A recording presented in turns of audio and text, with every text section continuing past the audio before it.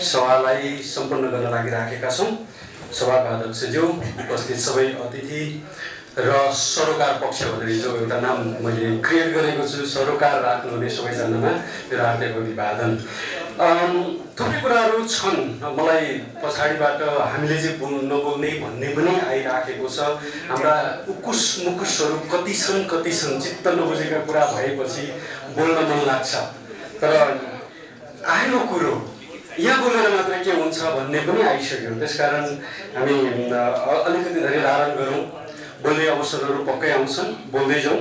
र अहिले तपाईँका लागि आफ्नो आफ्नो टेबलमा बेसरी बोल्नका लागि एउटा सहज होस् भनेर पनि यो फेसिलिटेसन गर्न म आएको छु। थुप्रै कुराहरू आए अनि अघि मलाई हाँस्दै गर्दाखेरि एउटा के भन्ने अघिल्लो चड्कन भने है मैले त्यसलाई हाम्रो विनोद सरले चड्कन हान्नुभयो अनि हामी हाँस्यौँ। हामी जतिको थुक्तारा मान्छेहरू छैन जस्तो लाग्छ कि मलाई, मेरो टिप्पणी त्यो चाहिँ। हामी मजाले हाँसिदिन्छौँ, चड्काउनेलाई पनि हाँसिदिन्छौँ फर्केर होइन, राम्रै गरिस् भनिदिन्छौँ। त्यस्तो छ कि हाम्रो चरित्र त्यस्तो बनाइसक्यौँ। त्यसकारण पनि हामीलाई दुख्न छोड्यो, कतै दुख्दैन। यत्रो भइसक्यो, यस्तो भयो, बर्बाद भयो भनेर कराउँदै गर्दा पनि एकछिनपछि हामी बिर्सिन्छौँ, सबै ठिकै छ भन्ने जस्तो लाग्छ के अरे। त्यो अवस्थामा अब केही गर्न पर्छ त। हामीले पनि त कोसिस गरिराखेकै हो। जाउँ न त माइती घरकुण्डलातिर हामी पनि होइन, हामीले पनि एकचोटि आह्वान गऱ्यौँ। त्यसपछि फेरि आन्दोलन सम्झिनँ मैले, किनभने समुदायको लागि थियो, सबैका लागि थियो। अन्याय अत्याचार भोगेका मान्छेहरूको पक्षमा उभिने भनेर हामीले आन्दोलनको एउटा घोष गरेका थियौँ। हामी गयौँ, भनौँ 25 जना पनि थियौँ हामी। अनि यही समुदायमा हामी बस्छौँ, यही समुदायको लागि कराउँछौँ भन्दै गर्दा पनि कहिलेकाहीँ लाज लाग्छ। त्यो अवस्था छ। त्यसकारण सायद विनोद पहाडी सरले बोल्नुभएका पछिल्ला कुराहरूमा हाम्रो ध्यानाकर्षण भइदियो भने हामीले सोचेको परिवर्तन टाढा छैन। हामी न्यायको पक्षमा, सत्यको पक्षमा, अन्याय अत्याचार भोगेका मानिसहरूको हितको पक्षमा उभिने अरू कुनै समुदाय छैन जस्तो लाग्छ कि मलाई पनि, क्षेत्रैबाट भन्नुपर्दा। तर हामी उठिराखेका छैनौँ। हामी उठ्यौँ भने हुन्छ। भनिएको छ धार्मिक समुदाय भनेको यस्तो समुदाय हो, त्यो चाहिँ सुतिराखेको बाघ जस्तो रे, त्यसलाई बिउताइदिनुपर्छ अनि त्यसले आफ्नो वातावरण वरपर ठुलो परिवर्तन ल्याउन सक्छ। अनि हामी साँच्चैकै सुतिराखेका छौँ कि सुतेको नाटक गरिराखेका छौँ, त्यो चाहिँ खोतल्ने बेला भयो, छाम्ने बेला भयो, चिमटेर हेर्ने बेला भयो हामीलाई। यो कार्यपत्र पछि हामीले के गर्न सक्छौँ भन्ने विषयमा तपाईँको किताब, तपाईँको टिप्पणी अत्यन्तै महत्त्वपूर्ण हुन्छ। यहाँ तपाईँलाई सुनाउन मात्रै बोलाइएको त्यो फिलिङ पनि कम्तीमा नहोस् भन्नका लागि हामीले आफ्नो आफ्नो टेबलमा हेरौँ र 10वटा टेबल मात्रै बनाउने विचार गरेको छ। त्यसकारण बिचको टेबल, यो बिचको टेबलबाट हामी आफ्नो कुर्सी यसो घुसारौँ अरू टेबलहरूतिर, छेउछेउका टेबलहरूतिर, पछाडिको एउटा टेबल राखौँ कि एकचोटि थोरै एक्सर्साइज गरौँ। हामी उठौँ त। हामीलाई दिएको प्रश्न चाहिँ यस्तो छ, विद्यमान संविधानको धारा 2 मा गरिएको धर्म निरपेक्षताको स्पष्टीकरण र 26 को 3 मा गरिएको धर्मको स्वतन्त्रतामा खास के त्रुटि छ वा पक्षपातपूर्ण आशय छन्? प्रश्न यो छ। अघि भर्खरै पनि पूर्व वक्ता मित्रले यही कुरालाई अलिकति जानकारी दिएर जानुभयो। हामीले हाम्रो टिम चाहिँ 2 नम्बर ग्रुपबाट विशेष गरी मान्य श्री दिलकुमारी बुढा, डाक्टर महेन्द्र भट्टराईज्यू, श्री नरेन्द्र पाण्डेज्यू बाई समुदायबाट, पास्टर हरि तामाङ, पास्टर अर्जुन श्रेष्ठ, अगुवा सुषमा सुनवार, अगुवा सुजना सुनवार र मेरी सुनवार, हामीले छलफल गरेर विशेष गरी धारा 4 लाई हामीले हेर्ने भने अघि नै पढिसकेको छ। म पढेर समयलाई फेरि पनि बढी बढाइ चढाइ गर्न चाहन्न। धर्म निरपेक्षताको सम्बन्धमा त्यहाँ चाहिँ एउटा हुक लगाइएको छ, त्यहाँ स्पष्टीकरण दिएको छ। त्यहाँ चाहिँ सनातन भन्ने शब्द थपिएको छ। What is the meaning of सनातन? के हो? What is the meaning of ancient religion? Ancient भन्ने शब्द छ, सिन्स एन्सियन्ट भन्ने शब्द प्रयोग गरेको छ। त्यसो हो भने अब तपाईहरु मैले रिसर्च गर्ने हो भने त बाइबलले त मैले हिजो पनि यो शब्द जोडेको छु, in the beginning God there was word was with God and word himself was God भने एउटा एकको एकले भन्छ त्यो इन द बिगिनिङ को कुरा गर्ने भने इटर्निटीतिर जान्छ अनन्तदेखि अनन्तसम्म म बाइबल पढ्ने स्टुडेन्ट बाइबल प्रचार गर्ने एउटा सेवकको हैसियतले पनि तपाईलाई भन्न चाहन्छु अनि नेपालको परिप्रेक्ष्यमा चाहिँ त्यो सनातन भन्ने शब्द चलाइयो त्यो शब्द पूर्ण रूपमा हट्नुपर्छ यसको फ्याक्ट र ट्रुथ चाहिँ यो अनि ती 26 को 1 र 2 ठीक छ ल धर्म मान नपाउने छान नपाउने प्रोफेस गर्न पाउने प्र्याक्टिस गर्न पाउने विधि विधान संगत हिँड्न पाउने रुल रेगुलेसनलाई फलो गर्न पाउने 26 आर्टिकल 26 को 1 र 2 ले फुल राइट दिएको छ तर 3 मा आएर फेरि हुक छ त्यो हुक चाहिँ के हो अघि पनि पढिसकेको छ अब त्यहाँ जबरजस्त भन्ने शब्द पनि रहेनछ यदि कसैले कसैको धर्म परिवर्तन गराएमा मान नपाउने छाड्न नपाउने भन्ने अनि फेरि परिवर्तन गराएमा चाहिँ दण्डनीय पनिशमेन्ट हुनेछ त्यो एउटा फौजदारी ऐन भित्र आएछ त्यो पनि हट्नु पर्छ भन्ने हाम्रो टिमको मान्यता छ र अब आगामी दिनमा साँच्चै यो विषयलाई तपाईहरुले अलिक सिरियस लिएर अब सरकारवाला निकायहरुमा गएन भने म यो मुद्दामा 9 वर्षदेखि लड्दै छु तपाईहरुलाई आह्वान गर्न चाहन्छु सम्पूर्ण निकायहरू अब एक भएर कुन ठाउँ घेर्न पर्छ कि धरना दिनु पर्छ कि अघि भनेको त शान्तिपूर्ण एकदमै सौहार्द तरिकाले युद्ध अगाडि बढाउनु युद्ध नभएर हामी एउटा राज्य अगाडि बढाउनु पर्छ कि हामी चाहिँ तयार हुनु पर्छ भन्ने निचोडमा आएको छ यति भन्दै यो दुईवटा कुरा विशेष गरी एउटा शब्द चेन्ज हुनु पर्छ निरपेक्षताको ठाउँमा के भन्छ स्वतन्त्रता र 26 को 3 चाहिँ खारेज नै हुनु पर्छ भन्ने हाम्रो माग हुनेछ थ्यांक यू भेरी मच प्रश्न नम्बर 3 यस्तो लेखिएको थियो प्रचलित मुलुकी फौजदारी अपराध संहिता 2074 को परिच्छेद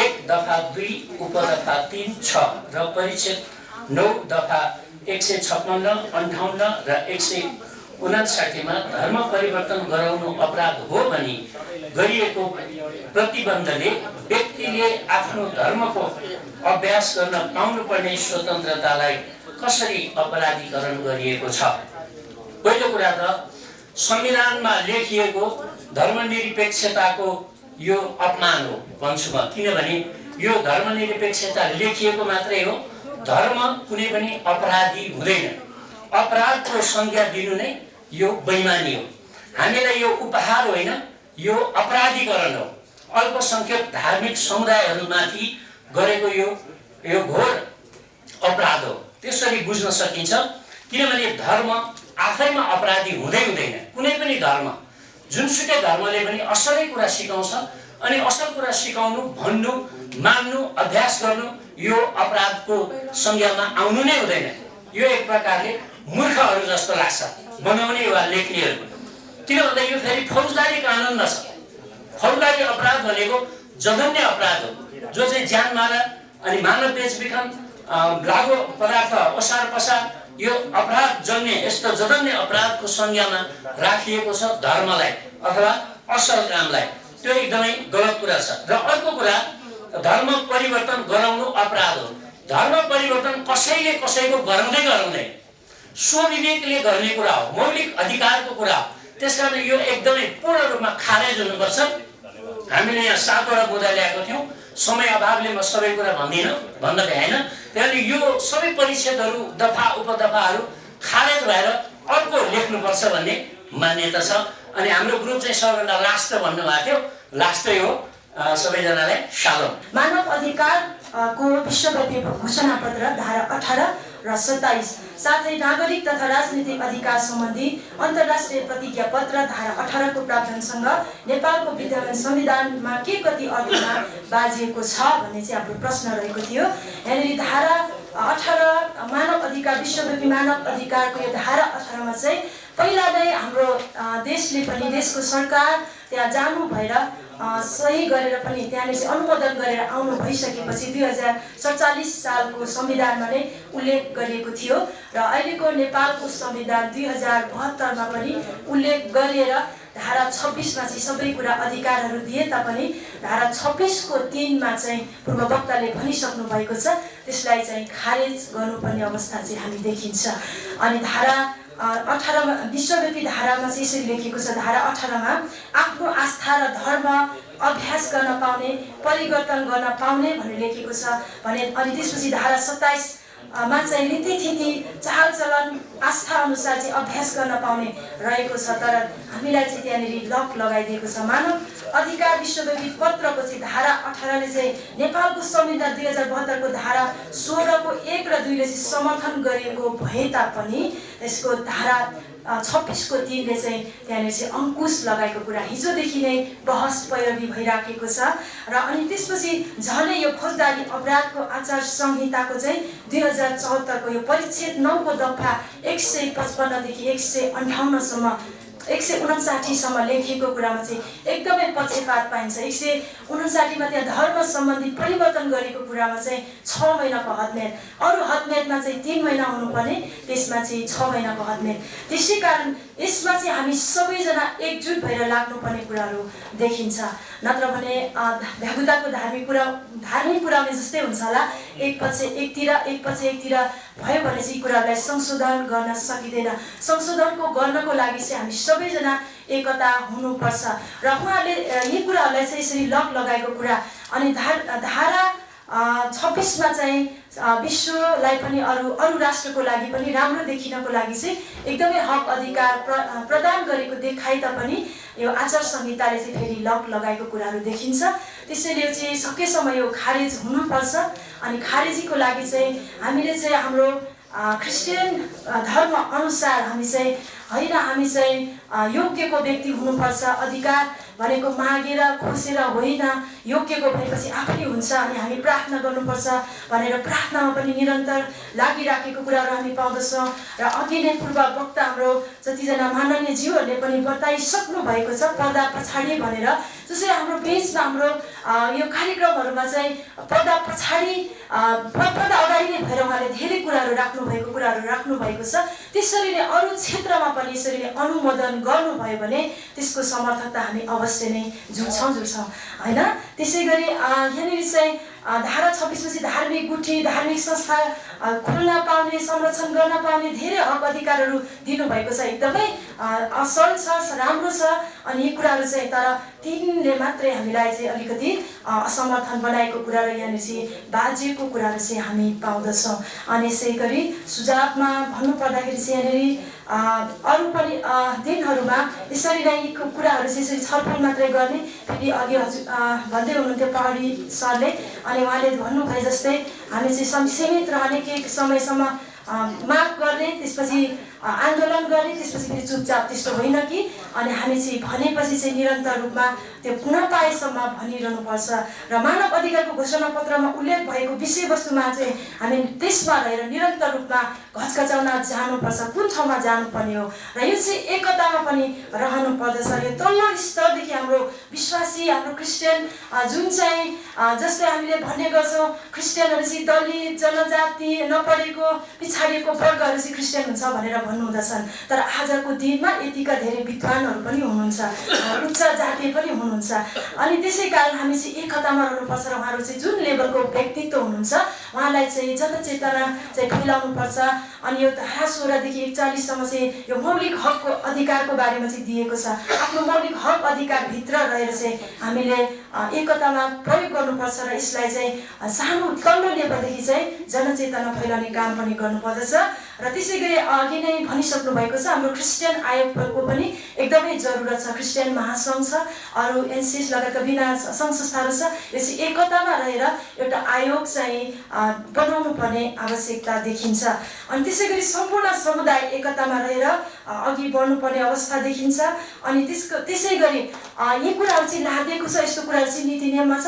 धारा 26 को 3 भनेर हामीले डराउनु पर्ने कुराहरू मात्रै होइन। धेरै वर्ष अगाडि चाहिँ बिहेको लागि चाहिँ जनता जानको लागि चाहिँ 40 जनाभन्दा बढी जान पाइँदैन भन्ने नियमहरू चाहिँ बनिसकेको थियो। र आजभोलि पनि कति धेरैजना जनता चाहिँ जानुहुन्छ। यो चाहिँ नियम बनाएर मात्रै हुँदैन, जनतालाई मिल्ने खालको त्यस्तो खालको पनि नीति नियमहरू चाहिँ बनिनु पर्दछ।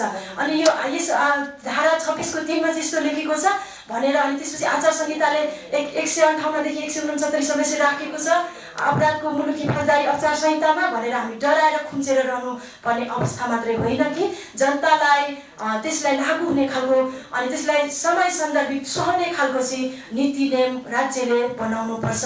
नत्र भने फेरि यो पनि हिजो नै राष्ट्रिय द्वन्द्वको कारण चाहिँ जुन छुटेर गएको कुराहरू हामीले सुनिसकेका छौँ अनि अब फेरि पनि उत्पीडनमा परेका दलित महिला अनि जो जनजाति त्यसपछि यो धार्मिक युद्धहरू चाहिँ फेरि हाम्रो देशले चाहिँ निकाल्यो भने चाहिँ यो एकदमै गाह्रो अवस्थाहरू पर्न जान्छ अनि यो अवस्थाहरू सिर्जना नहोस् भनेर राज्यले चाहिँ यो कुरालाई चाहिँ सुनवाई गर्नुपर्छ र सबै क्षेत्रलाई चाहिँ समावेशी रूपमा चाहिँ समावेश गरेर यसलाई निरन्तरता बढावा दियो भने चाहिँ अवश्य पनि राज्यमा चाहिँ सधैँ शान्ति हुन्छ अनि त्यसपछि जनता छैन भने चाहिँ कसरी चाहिँ देशमा चाहिँ शासन गर्ने अनि जनताहरू पनि त्यसरी आफ्नो देशको त्यो स्वाभिमानलाई गुमाएर पहिलाको दिनहरूमा चाहिँ म वीर गोर्खाली भन्नको लागि चाहिँ चाहन्थ्यो भने आज चाहिँ आफ्नो देशमा रहेको आफ्नो स्वाभिमानलाई छोडेर म नेपाली नागरिक पनि हुन चाहन्न भनेर आफ्नो देशको नागरिकलाई चाहिँ गुमाएर चाहिँ विदेशतिर लम्किँदै रहेको छ। हाम्रो देशको विभिन्न समस्या यो परिस्थितिको कारणले पनि हुनसक्छ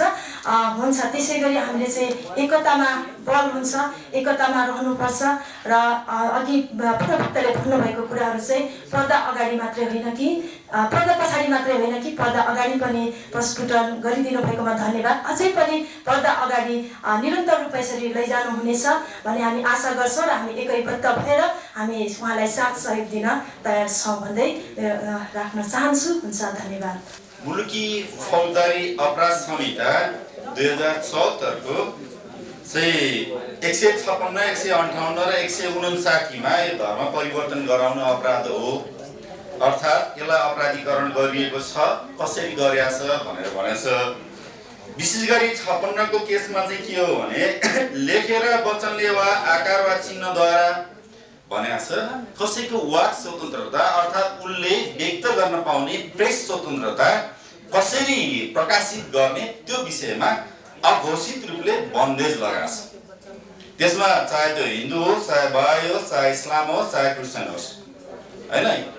म आज एउटा कानुन व्यवसायको हिसाबले हेर्दा त्यो कसैले नि पाउँदैन। यति कुरा अल्पसंख्यकहरू जुनसुकै देशमा नि पेलिन्छन्, अहिले त्यो कुरा आइसक्यो। अब आयो 158 को कुरा। 158 मा चाहिँ कहाँनिर लिएर गएर अलिकति उ गरेछ भनेर भनेदेखि यो सनातनदेखिको विषयमा एउटा आयो हैन। अनि त्यसपछि आएर कसैले गराउन वा सो उद्योग भने यो जुनसुकै कुरालाई पनि लागू हुन्छ। अहिले हामी चाहिँ अल्पसंख्यक भएर हामी इसाई वा भाइ एबीसीडी योहरूलाई पर्यो भनेर हामीले त्यसरी एक खालको आवाज उठाछौँ। म बहस गर्ने गएँ भने त यही जे हो त्यही बहस गर्छु, मलाई तपाईँले गिलासले हानेन हान्नुहोस्, मेरो भन्नु केही छैन हैन। तपाईँ जे हो तपाईँ परिवर्तन गर्न पाउनुहुन्छ, तपाईँले आफ्नो एक्सर्साइज गर्न पाउनुहुन्छ, तर आफ्नो एक्सर्साइज गर्दाखेरि अरूको हक चाहिँ हनन गर्न पाउनुहुन्न। त्यो कुरा जहिले पनि ख्याल गर्नुपर्छ। अल्पसंख्यकहरूले वा बहुसंख्यकहरूको अरूको विचार गरेर 4 बजे घन्टी बजाइदिन्छन्, तपाईँ घर नजिकै त्यही छ, चर्चबाट चाहिँ अर्को घरमा आवाज गयो भनेदेखि चाहिँ अनि यहाँ किन हल्ला गरेको भन्छ। मेरै चर्च आराधना 34 सालदेखि त्यहाँ बसेको छ हैन। अनि यतापट्टिको छिमेकीले के भने नि हल्ला भयो यहाँ शनिबार चाहिँ यसो गर्न पाइएन, तिमी जहाँ जाने जाऊ भन्दै मैले है।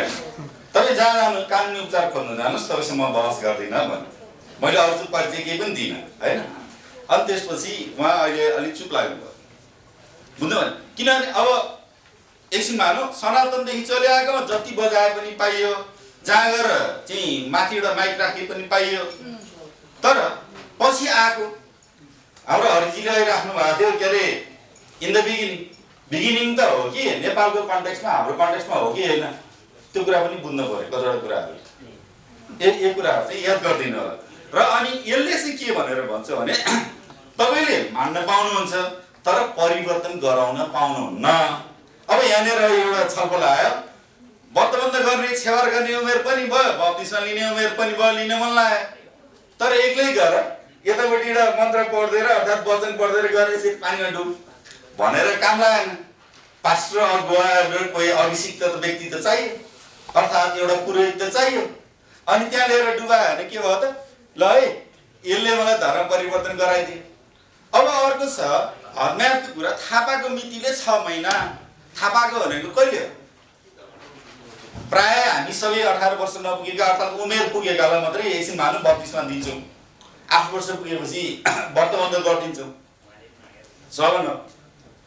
अनि त्यो थापाको मितिले गर्दैन। त्यो भएर यसले चाहिँ के गरेछ भने अपराधीकरण हुन्छ नि, हिडन हुन्छ नि, भित्र लुकिया छ के। उनीहरूले बनाउने बेलामा त्यो आशय नै के छ भनेदेखि यी अल्पसंख्यकहरूलाई बहुसंख्यकले पेल्नुपर्छ भनेर यसरी कानुनले छोपेको छ। अब आयो 58 मा धर्म परिवर्तन गराउन नहुने भयो।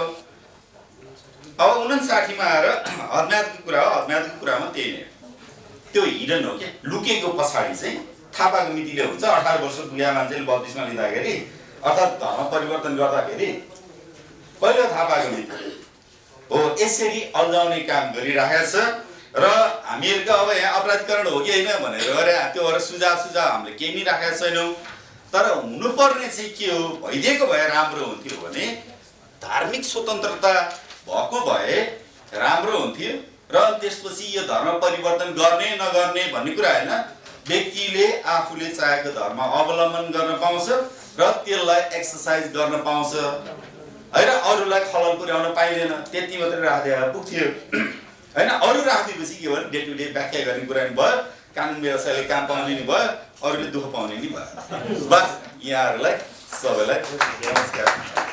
मानव अधिकारको विश्वव्यापी घोषणापत्र धारा 18 र 27 र नेपालको संविधानको धारा 18 भएको प्रावधानहरूसँग के कस्तो कुराहरूमा चाहिँ अर्थमा बाजिएको छ भन्ने विषय हो है। अब हाम्रो समाचारले चाहिँ फरक फरक तरिकाले हामीले छलफल गऱ्यौँ।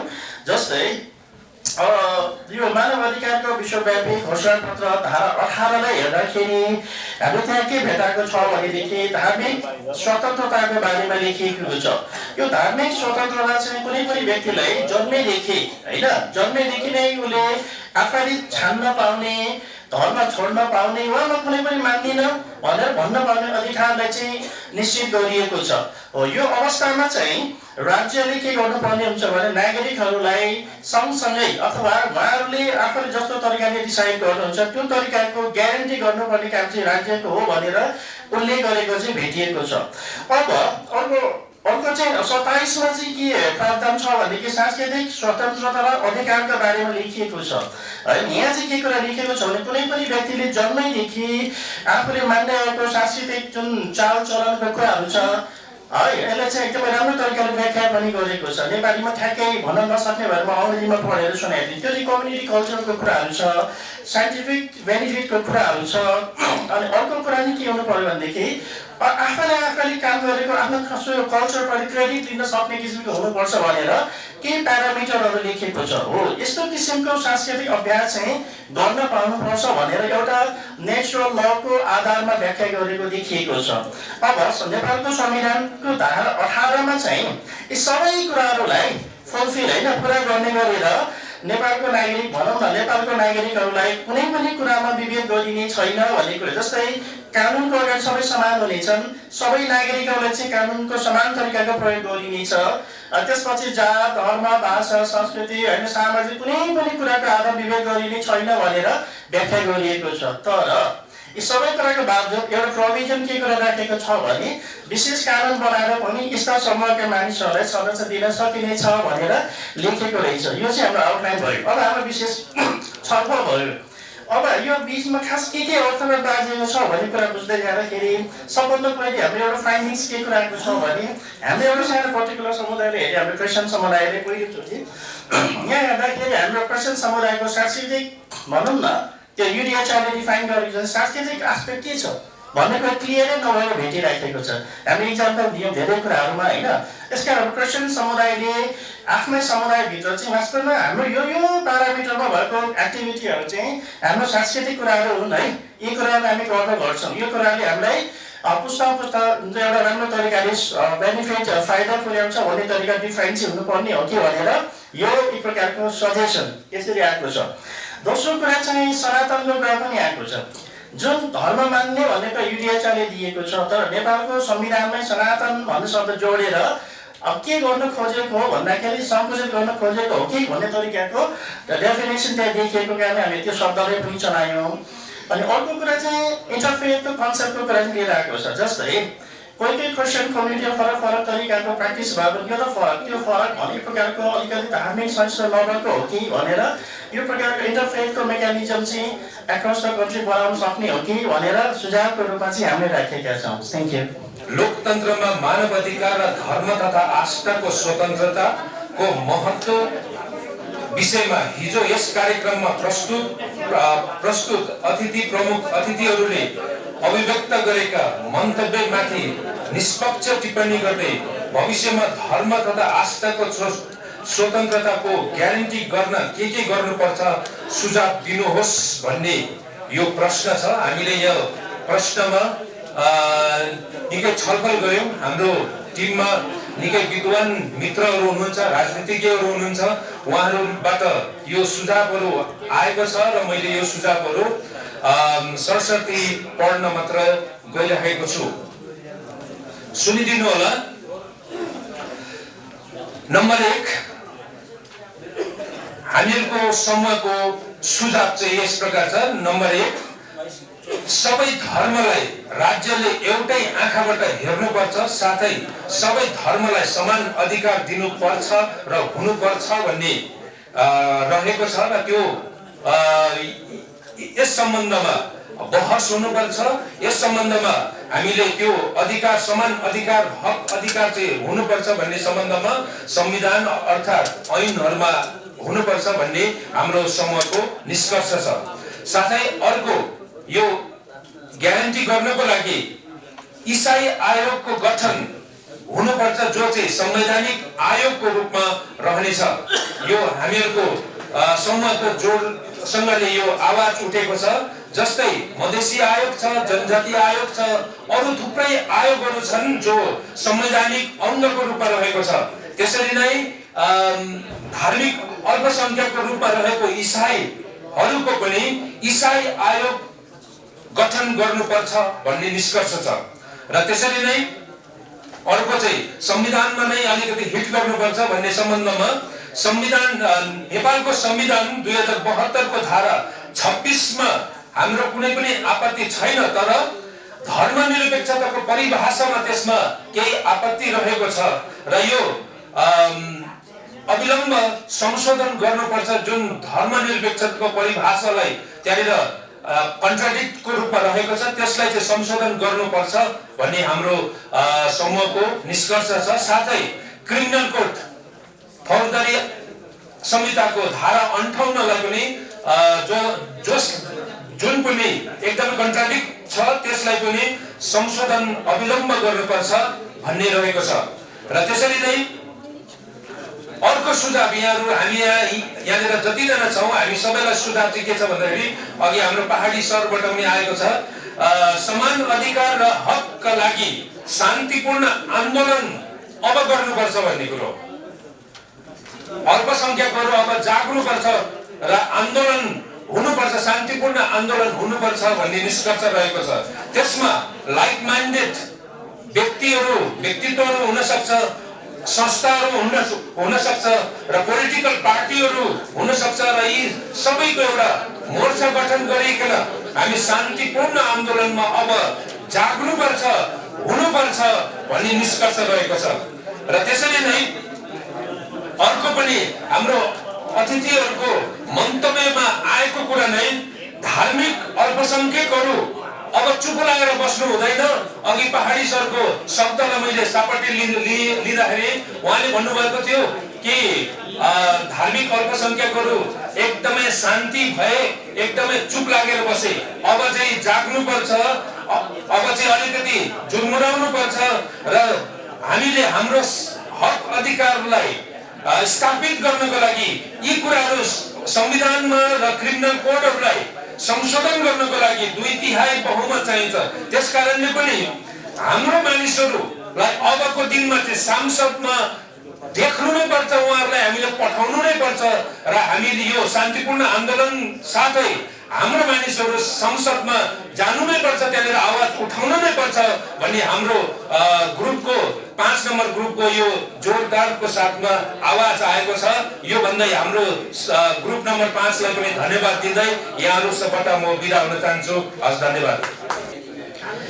माननीय दङ्गा कार्यज्यूबाट दुईवटा अत्यन्तै रोचक कुरा प्रस्तुत भएको छ। पहिलो कुरा त अरू सबै कुनै पनि दलहरू भन्दा अथवा वाद सिद्धान्त भन्दा धार्मिक समुदाय भन्दा कम्युनिस्टहरू साम्यवादीहरू कुनै पनि मत आस्था धार्मिक आस्था नराख्ने भएको नाताले उनीहरूको आफ्नै आग्रह पूर्वाग्रह हुँदैन। यस कारणले गर्दा वामपन्थीहरू साम्यवादीहरू अथवा कम्युनिस्टहरू सबैभन्दा उदार हुन्छन्, सबै धर्मप्रति भन्ने उहाँको कथन रह्यो। त्यसमा हाम्रो समूहको र मेरो पनि विशेष टिप्पणी के छ भने उहाँले बोलेको कुरा एउटा सीमासम्म सापेक्ष रूपमा वास्तवमा अत्यन्तै सही हो। कुनै पनि अर्थ ईश्वरीय सत्ता कुनै पनि पन्थ हटाएर कम्युनिस्ट पार्टीको एउटा सर्वोच्च नायक नेता महासचिव अध्यक्ष होइन चेयरम्यान माओ अथवा प्रेसिडेन्ट किम इल जुङ होइन कसको नाम फोटो राख्नु छ उसको नाममा बाहिरका पद पनि छाप्नुपर्ने भएको हुनाले सबै धर्मलाई हटाउनु धार्मिक विकृति मात्र होइन, धर्मलाई शुद्ध हटाउनु उहाँहरूको नियत नै भएको हुनाले वास्तवमा त्यो सीमासम्म हिन्दू राज्यबाट निरपेक्ष हुनुमा मुस्लिम राज्यबाट बुद्धिस्ट राज्यबाट निरपेक्ष हुनुमा उहाँहरूको हात रहन्छ। तर त्योभन्दा माथि चाहिँ कुनै पनि पन्थलाई बाँच्ने अधिकार विश्वमा हामी 20औं शताब्दीमा देखेका छैनौँ। आजको दिनमा चाइनामा 15 लाखभन्दा बढी क्रिस्चियनहरू यातना केन्द्रमा भनौँ कन्सन्ट्रेसन क्याम्प भनौँ अथवा श्रम शिविरमा छन्। उत्तर कोरियामा 5 लाखभन्दा बढी वास्तवमा दासत्वभित्र छन्। यो हामी देखिरहेका छौँ। पहिलो टिप्पणी। दोस्रो जुन दाबी छ कि धर्म निरपेक्षता भन्दा अगाडि चाहिँ यो समावेशिता विकेन्द्रितता अथवा संघीयता आउँछ, लोकतन्त्र आउँछ, त्यसमा पनि हामी सहमत छौँ त्यो कुरामा। तर त्यो पनि अन्तिममा कम्युनिजम भनेकै साम्यवाद भनेकै के हो त भन्दाखेरिमा यो संसदीय अथवा ऊर्जा प्रणाली अथवा पुँजीवादी प्रणाली उदारवादी प्रणालीका विरुद्धमा भएको हुनाले अन्तिममा फेरि एकतन्त्रको एकमना निर्दलीय शासनले सम्भार भएको हुनाले त्यो पनि सापेक्ष रूपमा मात्रै सत्य छ। यति राख्न चाहे। अब बाँकी सबै सांसदले माननीयले बोल्नुभएको कुरामा यहाँ आइसकेका छ। उहाँहरूको बोल्ने जिब्रो र खाने के अरे चपाउने दाँत र देखाउने दाँत फरक छ। उहाँले चपाएर बोल्नु भएको छ, दुईटा अर्थ बोल्नु भएको छ। दुईजना माननीय भन्दा बाहेक अरू माननीय हुनुहुन्छ लोकमणि ढकालज्यू, उहाँले अनुभव गरेको कुरो समुदाय विद भएको नाताले जे त्यो बोल्नु भएको छ, लुकाउनु पर्ने केही कुरा छैन। र माननीय विनोद पहाडीज्यू उहाँले पनि मलाई लाग्छ कुनै कुरा केही कुराले बढी चढाइ गर्नु भएको छ, लुकाउनु भएको छैन, जे भोग्नु भएको त्यही राख्नु भएको छ।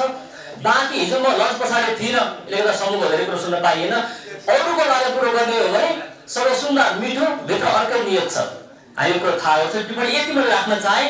अनि तेस्रो टिप्पणीमा इन्डियाको जुन कश्मीरको कुरा आएको थियो, मुस्लिम समुदायमाथि भएको अन्यायको कुरा आएको थियो, यसमा मध्य प्रदेशका माननीयज्यू दासज्यूले होइन आपत्ति जनाउनु भएको छ।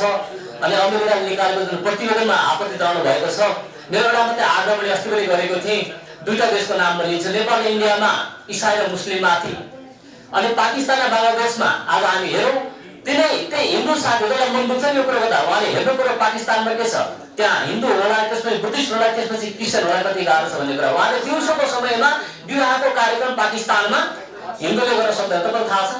हिन्दू मत राखेको परिवारले दिउँसोको समय विवाहको कार्यक्रम आयोजना गर्न सक्दैन। त्यो देशमा यतिसम्म कठोर नीति नियम छ। अब अर्को बुद्धिस्ट देशको नाम लिउँ, दुईटा देशको तीनटा देशको। बर्मामा सार्कै कुरो गर्ने हो भने श्रीलङ्कामा भुटानमा त्यहाँ क्रिस्चियनलाई त्यहाँ मुस्लिमलाई कठिन अवस्था छ। यसले गर्दा वास्तवमा हामी यो अमेरिका निकालेको प्रतिवेदनमा नेपालको मात्रै कुरो गरिएको छैन, 200वटा देशको कुरो गरिएको छ। मैले अस्ति भनिसकेको छु, इङ्ल्यान्डमा अमेरिकामा शुद्ध आज यहुदीमाथि अरू पनि अल्पसङ्ख्यक मतमाथि होइन दिनदहाडे आक्रमण गर्ने गाली गर्ने काम भएको छ। त्यो पनि त्यहाँ आएको छ नि त। किन मिर्चिरहेको किन पोलेको भने एकमना यो सेक्सुअल नेसनलिजम है गेरु वस्त्रधारी व्यक्ति मात्रै असलै राष्ट्रवादी हो नेपाली इन्डिया भन्ने जुन सानो सोच भ्रम छ नि त्यो। तर उहाँले माननीय दासजीले बोल्नु भएको छ, यसकारण उहाँलाई यो कुरो नपचेको यसमा रोके मैले। अब सुझावमा गए व्याख्यामा गर्दिनँ। सुझावमा नेपालभित्रको मानवाधिकार कमिसन मात्र होइन तर संयुक्त राष्ट्र सङ्घीय होइन मानवाधिकार आयोग समिति समन्वय गरेर नेपालमा भएका जति मानवाधिकारका घटनाहरू छन्, उल्लङ्घनका घटनाहरू छन् अनि कानुनका विषय छ, यो विषयमा अझ लबी गर्नुपर्छ, जोड दिनुपर्छ, एउटा हाम्रो सुझाव छ। अर्को चाहिँ अघि आइसकेको छ शान्तिपूर्ण र्याली आफ्नो कुरा राख्ने मीडियाबाजी गर्ने, एडभोकेसी गर्ने, प्रयोगी गर्ने कामहरू भइरहनुपर्छ। यो रोकिनु हुँदैन। पीडितले गर्नुभयो होइन, 25 जना होइन, म त भन्छु 15 जना किन नहोस्, तर दुर्नीति हुनुपर्छ। एकै व्यक्ति सबै जाने कुरो आएर रिले गर्दै त्यो अनसनको कुरो होइन होइन, रिले गर्दै पालैबाट जानुपर्छ, मिडियामा आइरहनुपर्छ, देश विदेश सबैतिर त्यो छाइरहनुपर्छ। म पनि अलिकति डरतमा छाप्दै गरौँला। त्यसो कुरो सबै पार्टीमा प्रवेश गरेर 2-3 दिन तरिका जानु पर्थ्यो भन्ने जुन कुरो राख्नुमा मानिएको पार्टीज्यूले, त्यो पनि एउटा ऐतिहासिक घटनाक्रम वास्तवमा सही कुरो थियो। तर अर्का मान्छेले आफ्नो अनुसार राष्ट्रपति रूपमा ढकालज्यूले त्यहाँ पनि हामीलाई युज गरेर फेरि के गरिन्छ, मिसयुज गरिन्छ, दुरुपयोग गरिन्छ, फालिन्छ। यो पनि जोखिम भएको हुनाले अब फलामको पीडा सुनको पीडा फलामले बुझ्ने हो सुनले बुझ्ने भने जस्तै अचानक बुझ्ने भएको हुनाले जसरी दलित पार्टी मधेसी लिडरको मधेसी पार्टी संस्थापन पक्ष खस हारे राजा राणाको यदि हुन्छ भने हरेक अल्पसंख्यक समुदाय पनि आफ्नो मेजोरिटी भएको त्यो पार्टीको नाममा त्यो कुरा लेख्नु परेन है त, त्यो चिन्ह राख्नु परेन। तर आफ्नो मेजोरिटी भएको हरेक उत्पीडित अल्पसंख्यक बनाइएको सीमान्तकरण गरिएको समुदायले आफ्नो पार्टी स्थापना गर्नुपर्छ भने अर्थ पनि मत छ। अब एउटा मात्रै है त,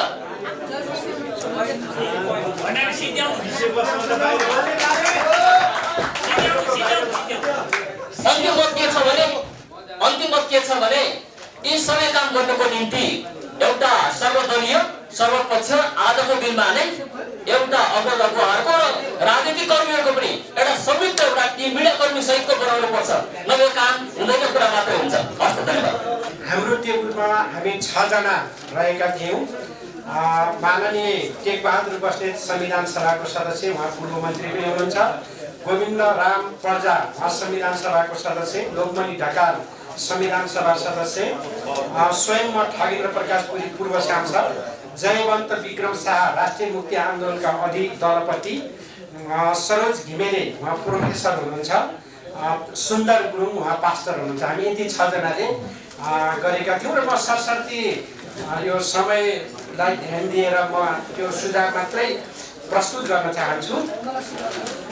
यो प्रस्तुत कार्यपत्रको 6औं प्याराग्राफमा रहेको द्वन्द्वात्मक भौतिकवादी चिन्तनमा आधारित साम्यवादी राज्य व्यवस्था अङ्गालेका मुलुकहरूमा भने कुनै पनि धर्मको अस्तित्व स्वीकार गरिन्न भन्ने एउटा वाक्यांश रहेको छ। सैद्धान्तिक हिसाबमा यसमा धेरै विमति गर्नुपर्ने कुरा चाहिँ छैन, किनभने साम्यवादीहरूको चाहिँ सोचाइ के हो भने साम्यवादमा पुग्दा त्यहाँ कुनै राजा र कुनै राज्य रहँदैन, त्यहाँ सम्पूर्ण हिसाबले यो चाहिँ के हुन्छ भने सबैलाई सबै कुरा पुगेको हुन्छ भन्ने एउटा सैद्धान्तिक मान्यता हो।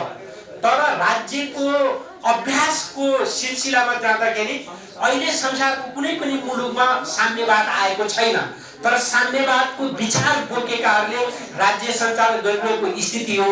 र त्यसको अभ्यासलाई हेर्दाखेरि के देखिन्छ भन्दाखेरि त्यहाँ खास एउटा धर्मलाई पक्षपोषण होइन कि सबै धर्मप्रति एउटा समान खालको व्यवहार अपनाएको देखिन्छ।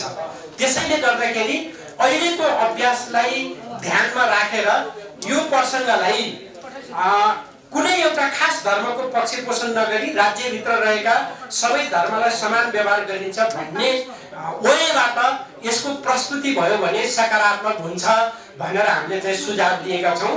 जस्तो उदाहरणका लागि म भन्न चाहन्छु कि हामीले मसँग मेरो बुवा आमा बस्नुहुन्छ भन्दाखेरि प्रधान हामी हुन्छौँ, बुवा आमालाई हामी पाल्ने एउटा मालिक जस्ता ठहरिन्छौँ।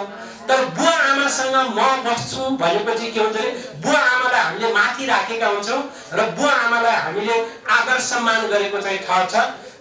जस्ट यो वेबाट यो कुरा जाओस् भन्ने हाम्रो हार्दिक अनुरोध छ। त्यस्तै गरेर यो प्रस्तुत कार्यपत्र असाध्यै गहन ढङ्गले गहिरो अध्ययन तरिकाले चाहिँ आएको छ, यसको हामी उच्च सम्मान गर्छौँ। यति हुँदाहुँदै पनि यसमा के छ भन्दाखेरि यसको धेरै ऐतिहासिक र सैद्धान्तिक कुरालाई बढी विश्लेषण गरिएको छ।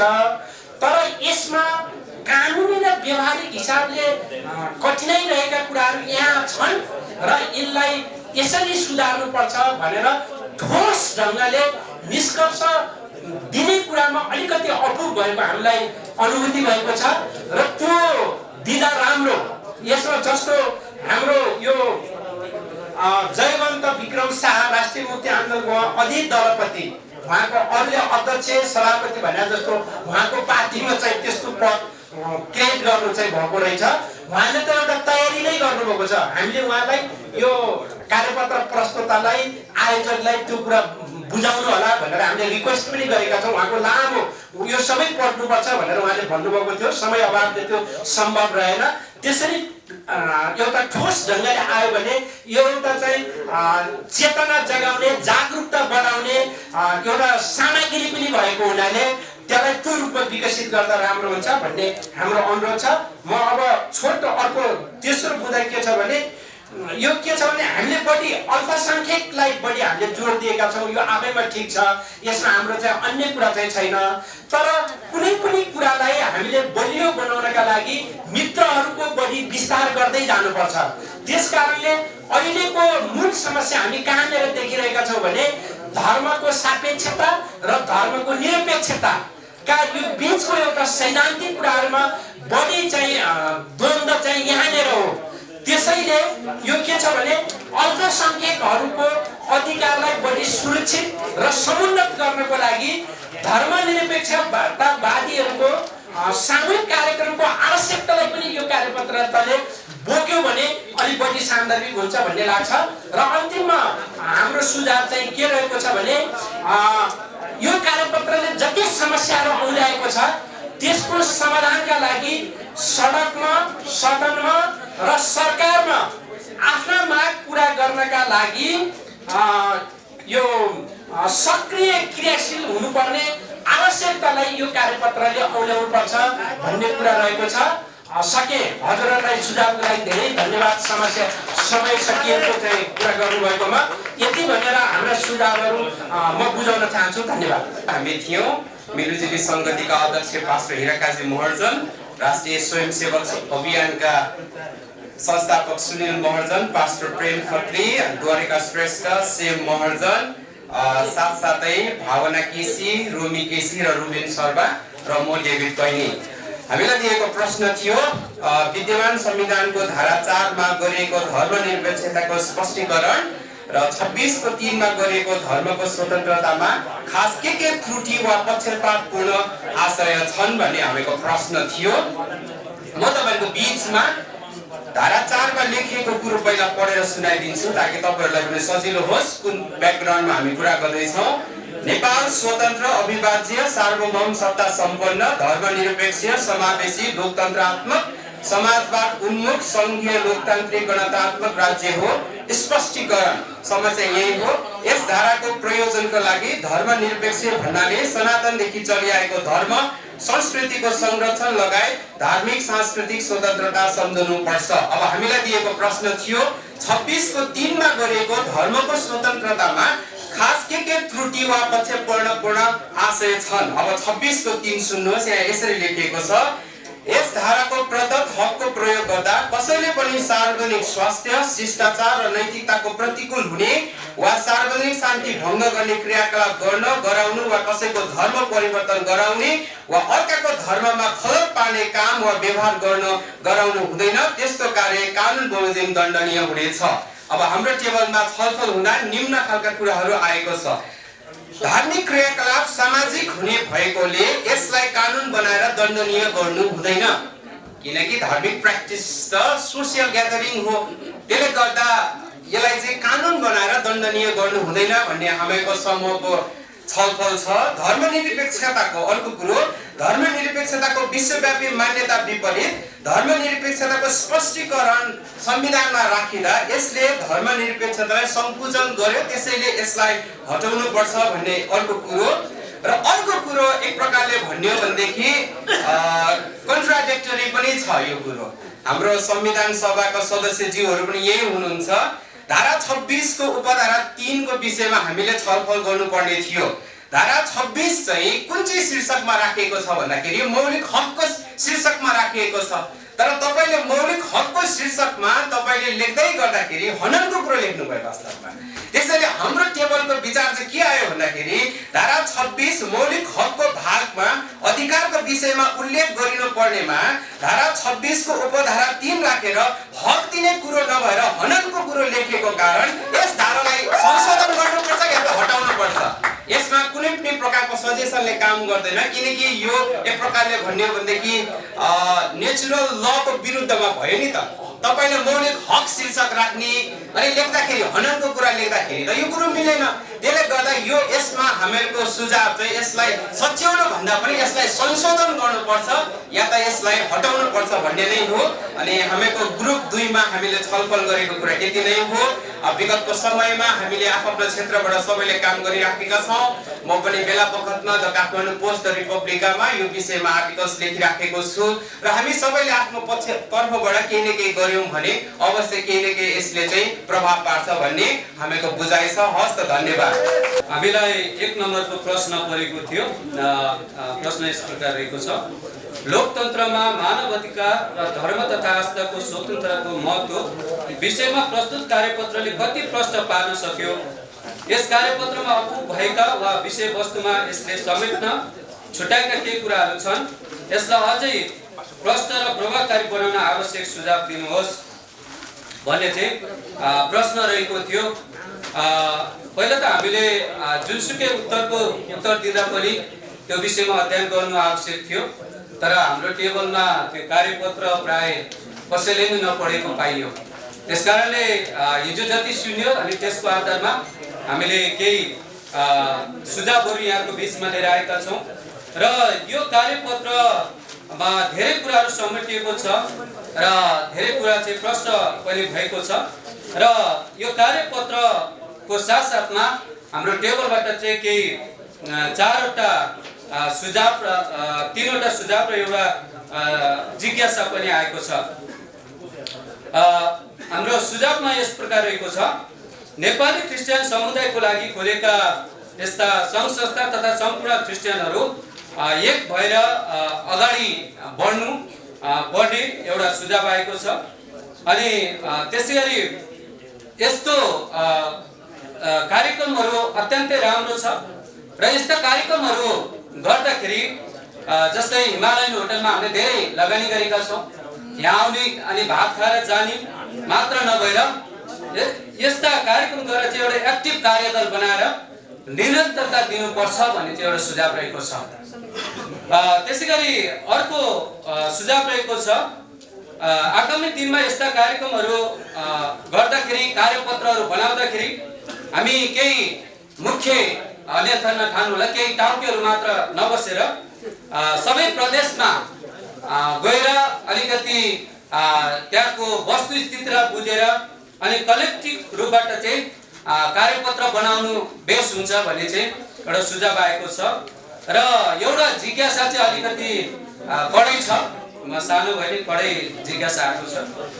के छ भन्दाखेरि यस्तो कार्यक्रम धेरै भएको छ, तर यस्तो कार्यक्रमको चाहिँ सामाजिक रूपबाट लेखा परीक्षण हुन्छ कि हुँदैन भन्ने चाहिँ सबैको चासो आएको छ। हस्, थ्यांक यू।